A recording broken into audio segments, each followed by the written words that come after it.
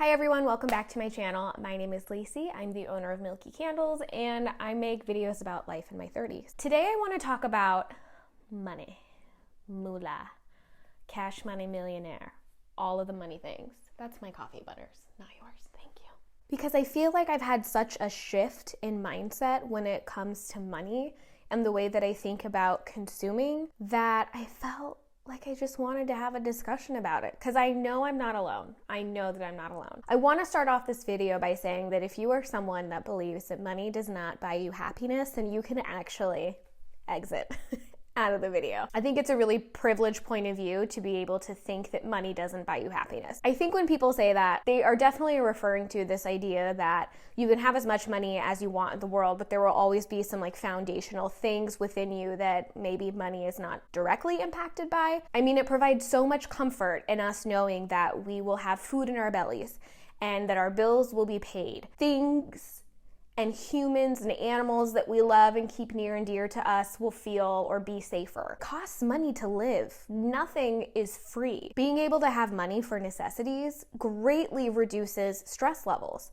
So in 2022, I was really thinking about the way that I spend money, the way that I save money, or lack thereof. And when I get money, what do I do with that money to make it stretch or allow it to grow? Now that it's 2023, and since I've had these feelings at the end of 2022, I'm not really the kind of person that's like 2022 is over there and 2023 is over here. I'm not really like that. I believe that like life is full of ups and downs and lessons and things that you have achieved, and I think you hold on to those for longer than the year. But I've been able to, with the help of like minimalist videos and what a millionaire spends in a day videos, what I'm no longer buying in 2023 videos, all of those kinds of videos have really gotten me to this place of what does necessity mean to me? So for example, we bought this house in Arizona about 2 years ago, and I absolutely love this house. And I had been feeling really hard on myself for not filling it up with brand new things and not sticking something new or something shiny or something that I don't even like but I've had forever in every single corner. And I kept rearranging, and I wanted every shelf needed to look full and fluffed and plants and jewelry and bookends and books and things like that. And it just felt like I was keeping up. My last name is Jones, so it's a little funny, but I was keeping up with the Joneses. And for what? No one cares if my bookshelf is full of beautiful things. I mean, I want my bookshelf to be full of beautiful things, but only things that make sense. When we first bought the house, I wanted to get straight into new furniture. I wanted new couches, new bedding, new dressers, new rugs, new everything. So I felt like I needed to fill every room with something beautiful and shiny, and every room had to have a focal point, and every room needed to have a cozy rug, and But I didn't have the budget. That's the problem. I wanted all these things, but I didn't have the budget to just go out and buy these wonderful things. And if I did, some of them I don't even like anymore. I have a shelf to my left. It is a teardrop shape. It is gold and white, and I don't like it. It doesn't match the aesthetic. I don't ever want to buy a teardrop shaped thing ever again because it's not something that's timeless. And that was one of the new purchases when we bought the house. I quickly realized that my goals of filling up the house with things right away just was not going to happen. We spent money on this house. We bought this house, and that is what we should be celebrating. So 2 years later, and we have a ton of old furniture. Things that are here that are new, like this dresser behind me, we got really cheap from IKEA, and then we flipped it. We sanded it down, we stained it, we added new knobs, we made it ours. And after we did things on a budget, and we realized that we ran through our budget, we had to settle for the old things that we had, and now I just don't really care to get rid of them. I did, however, fill my house with a bunch of knickknacks from like Home Goods and Marshalls and Burlington and Target, and you see something cute and it fits on a shelf and you think it's affordable because, well, it's not $400, but it's like $10. So you buy it, and then you end up giving it to Goodwill. And when I say you, I mean me. Most of these have either been sold or they have made their way to Goodwill. And honestly, that is a gigantic waste of money.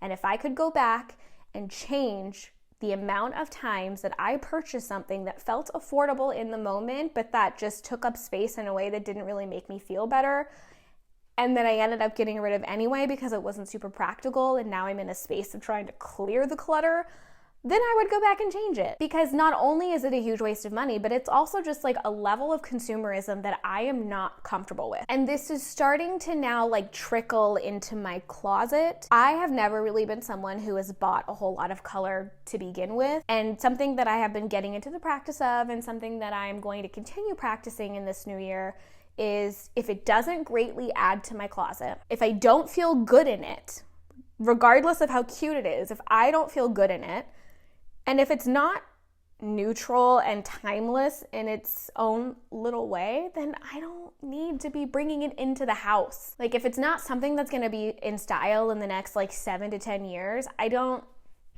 goodbye. I'm not a huge trend follower to begin with. If I like something, I like it. But if you don't think I'm gonna wear my Adidas platforms for the next 20 years, hopefully they last that long, then you're mistaken. Even though a large portion of my closet comes from like secondhand stores, I still need to really take a look at how often am I purchasing this, because again, how much money am I spending?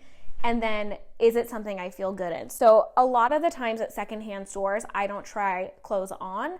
I did in the past, but like as of lately, I'm like, I can't be in here for more than 30 minutes or my anxiety is gonna go through the roof. And so I might take it home and then I might not like how it fits. And that's a big waste of money as well. So if it's not something I can slip on in the dressing room, or if it's not something I could just like slip on over my clothes, like a jacket or a sweater or something like that, then I don't need to be putting it in the cart anyway. The problem that I'm finding now is that these secondhand shops are now becoming more expensive because there are these small business owners who are buying secondhand and selling it as vintage goods. And I gotta respect the hustle, but it's also making it not so affordable. And I really do love shopping secondhand because I'm gonna get something that most likely somebody else isn't wearing. And I usually shop in the men's section because they have like the best thermals and button-ups and flannels. So lately I've been sticking to black, white, any brown, beige, neutral color like that, and a little bit of gray. I don't really wear gray like that, but I do have a couple of pieces that I wear that I'm like, this would look really good with black, or this would look really good with white. And so those are the color schemes that I'm really sticking to, and then like the earthy greens. And I've been hearing this term capsule wardrobe sort of being thrown around, and I think I know what it means. And it's something I'm really wanting to capture. Uh-oh, what's happening? There's a helicopter, and I do see people on the mountain. I think the mountain people are fine. They're moving. And the helicopter went by. It's also worth taking a look at things that you are purchasing and saying, do I need it? Do I want it? Or do I want it because I need it? Which that one gets tricky. When I buy, I really want to start asking myself the question, does this enhance my space? So for example, the teardrop shelf situation to my left, not enhancing the space whatsoever. I'd rather have a nice large mirror that takes up that wall, that reflects the greenery and the sun that's in the room, and yeah, I'd rather have something like that. And it makes the space look bigger. Or buying a candle, because to me, candles are, I'm a little bit biased. Like, I love candles so much, I made a company out of it. Scent is one way that I really enhance my space. So that is something that I'm a sucker for. And even then, I have to ask myself, should I really be buying this? Because you have 1,000 candles at home, Lacey, that you actually made that are sitting in a box because you accidentally got wax on the outside of the vessel or whatever it may be, but it is a reject candle, but it works fine.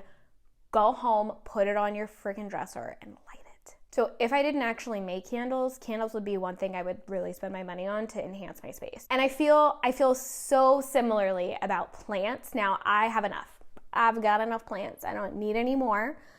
But plants are another thing that I feel like really enhance the space. I intentionally buy plants that are low maintenance and just easy to care for. That way my stress levels are not through the roof. And when it comes to people's birthdays, I will propagate a plant for them, or like Christmas or whatever, if they're plant people or if they've been talking about plants, or so on and so forth. I find nothing wrong with wanting to spend money on yourself, but I feel like this treat yourself culture has greatly enabled me. And although it is entirely my fault, I am impacted by society. I'm a human. It's just how it works. So I have to find the line between what is doing something for yourself and what is you're overdoing the doing something for yourself. Where is that line? I have to define what that looks like for me. So with plants, I'm thinking about like a 1 in, 1 out policy. I'm thinking the same about my shoes. If I'm buying a pair of sneakers, get rid of a pair of sneakers. If I'm buying a new plant, what's a plant that you've been holding on to that is no longer bringing you joy? Maybe it's time for that one to hit the road. But something I'm really struggling with, like I can tell myself, don't buy this, that, and the other all day long. When it comes to like physical things, if I put my mind, or if I set my mind to staying on a strict path, I can do it.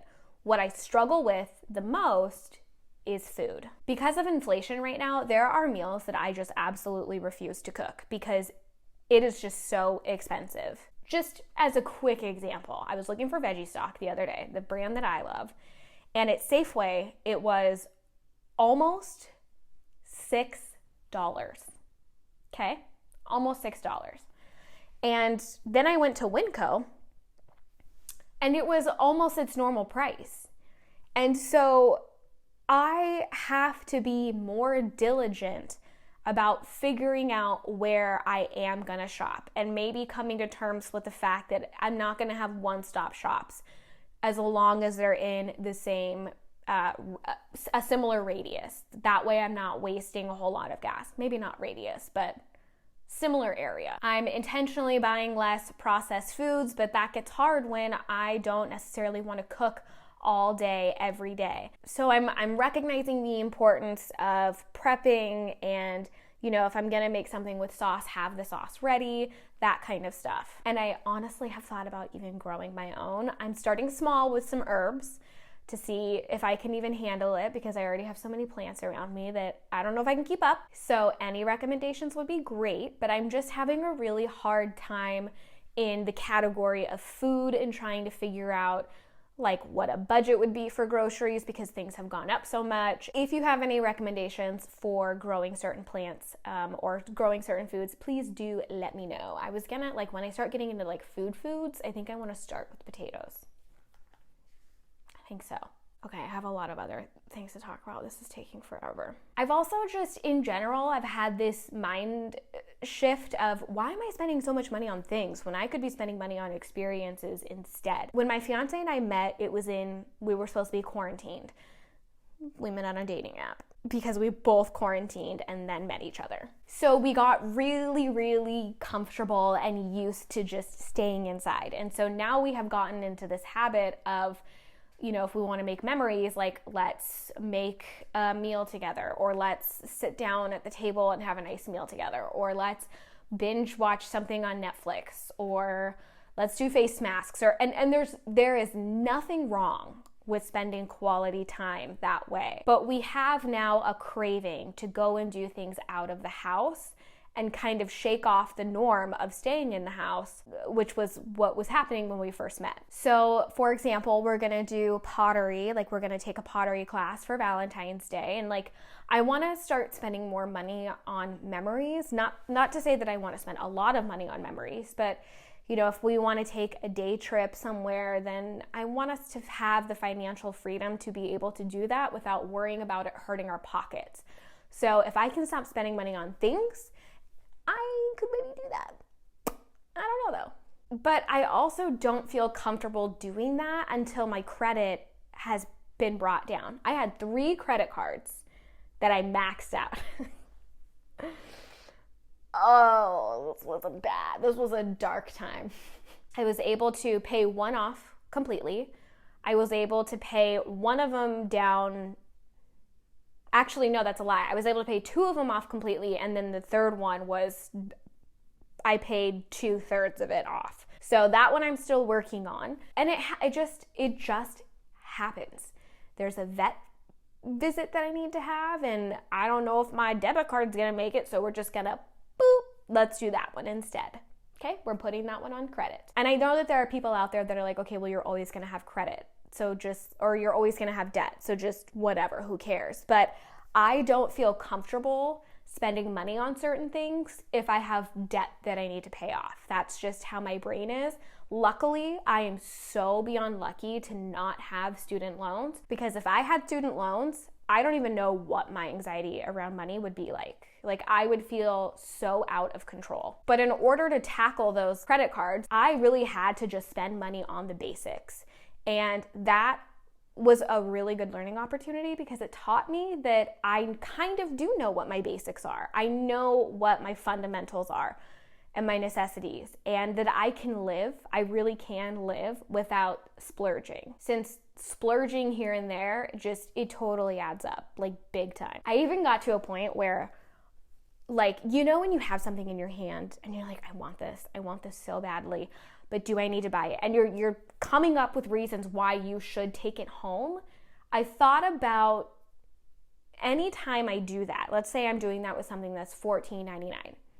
I'm gonna take $15 and I'm gonna put it in an envelope. I'm not gonna buy this thing, but how much it's worth, I'm going to take the money for it and put it in an envelope. And then, I don't know, at the end of the year, thinking about going back and counting all that money and seeing how much I saved for all of the things that I really wanted to buy but didn't. Because I think maybe I wouldn't be surprised. I know all the times.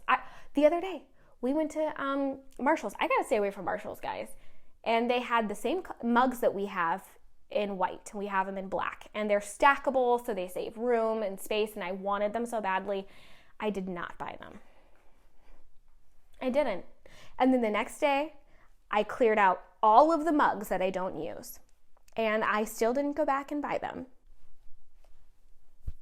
Yeah, I am proud of myself. Thank you for asking. I once heard someone say, and I don't remember where it was, I think it was Kira Ann, I think it was her videos, we're all like one medical emergency away from being broke. And how true is that? My fiance has been experiencing some health difficulties, and she's been in and out of doctor's visits and hospital visits. There was a good portion of it that was without health insurance, and now there is health insurance involved, and even then it's still expensive. You can have as much money saved up as you want, but at the end of the day, like, if there's a medical emergency, it could wipe all of that away. So don't ever feel like if you save and save and save and save and you have enough, don't feel like that's enough. Keep saving. And so I have started my emergency fund finally. So yesterday I went in my bank account and I made several more checking accounts. I have one for an emergency fund. That's actually a savings account. I have my personal savings. I have our joint savings. I have our joint checking. I have a pet fund. I have a grocery fund. I have a couple others that I can't think of right now. Something that I enjoy doing is envelope stuffing, but the problem is I'm not going to go to the bank and, change my 20s into 5s and 10s and 1s. I know me. I'm not going to do it because it just feels like too many steps to do something that I could honestly just do online. So if online doesn't work and I keep dipping into accounts because it's easy to make transfers, then maybe I'll go back to envelope stuffing. But for right now, the envelope stuffing is just a little quiet in my drawer, and I'm just keeping it on my bank accounts for right now because they're clearly labeled and I know how much is going into each one bi-weekly. Luckily, I'm at a place with my small business that I can start paying myself, and I'm trying to have a lot of gratitude for the things that I do have. There are people in positions that don't have to tell themselves to not buy something because they simply don't have the money for it. And I'm trying to keep the perspective of I'm grateful that I'm even in a position where I get to choose whether I want to buy that thing or not, because I do have the money. But the way that I feel like I'm thinking about money is not sustainable. And I'm afraid of what our future looks like if we can't get a grip on money. And we're not like compulsive shoppers either. We just will buy like a $7.99 shirt here, or I don't know, a new comforter there, and like, I don't know. Let me know in the comments below what your thoughts are on your finances right now, or money in general. Thank you guys so much for watching this video. I love you even if you don't love me back, and I will see you in my next one. Bye.